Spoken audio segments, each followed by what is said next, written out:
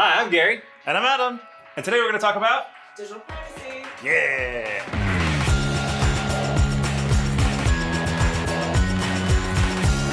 What are the things that we can do to kind of keep ourselves a little bit safer when we're out there in the world of the internet? I think a really big one to start with is making sure you have good passwords. And an easy way to have a good password is to make it something crazy ridiculous. Like Gary is cool. That's what all my passwords are. Yeah. You're supposed to use a different password for every single website. Lots of times you end up with, some crazy wild password because, the little form says, it must contain this and this and this and this and this. And at the end of it, you're like, I don't even know what that is. And so how am I supposed to remember all this? As technology has created problems, technology has also created solutions. Oh, Password managers. You'll see this, like it's built into web browsers, it's built into Chrome, it's built into Apple devices through Apple Keychain. And what those do is they help you create passwords and then store your password securely. There's also other great choices like LastPass, OnePassword, Dashlane. And those are all web-based tools that allow you to take your password information with you wherever you go. They use apps on your phones and plugins in your web browsers, but they really keep track of all your passwords. And other cool features that some of them have are the ability to tell if you have compromised passwords. So say, for example, an online retailer has been hacked and there's a data breach and lots of information went out. Lots of these password managers will actually notify you that you need to change your password. And lots of them even have the ability to do like one-click password changes where you say, oh, just go change that password for me. super cool. I think everyone should be using a password manager, whether it's a free option or a paid one. What else can people do?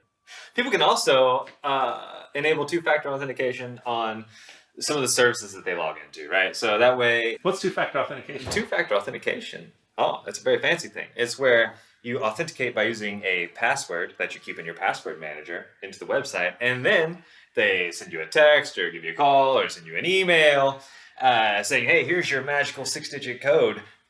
We won't ever call you and ask for this code, but put it in the thing. And that just helps keep things safe because if somebody does manage to get your password, it is unlikely that they got your password and your phone.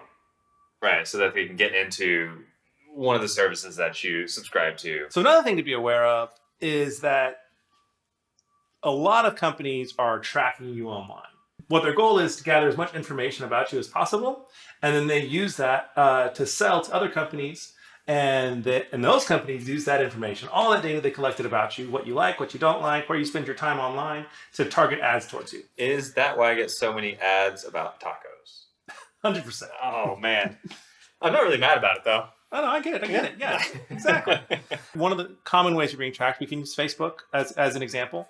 You go around, you see all those little like buttons on all sorts of websites. And those little like buttons aren't just like buttons, but they're actually also trackers. So what happens is even once you've left Facebook, they've actually succeeded in putting their trackers across tons and tons of websites by calling them like buttons. Say I don't want to be tracked, and you shouldn't really want to be tracked either.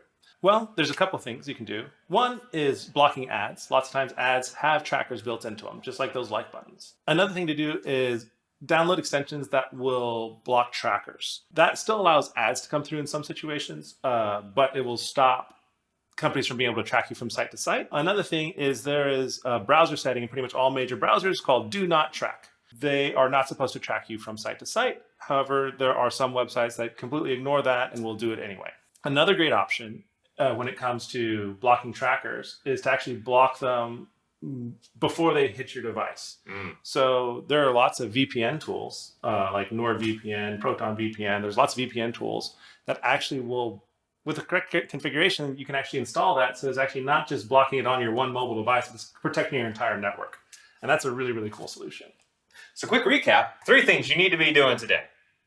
1, make sure you have a password manager so that all of your thousands of passwords, which are different, are all managed from one place. 2, make sure two-factor authentication is turned on any of your services that support it. 3, ad blocking extensions. And remember that your privacy is important, your data has value, and don't give that away for free. So this is just a super light overview on really the most basic things you can do to help protect yourself and your employees.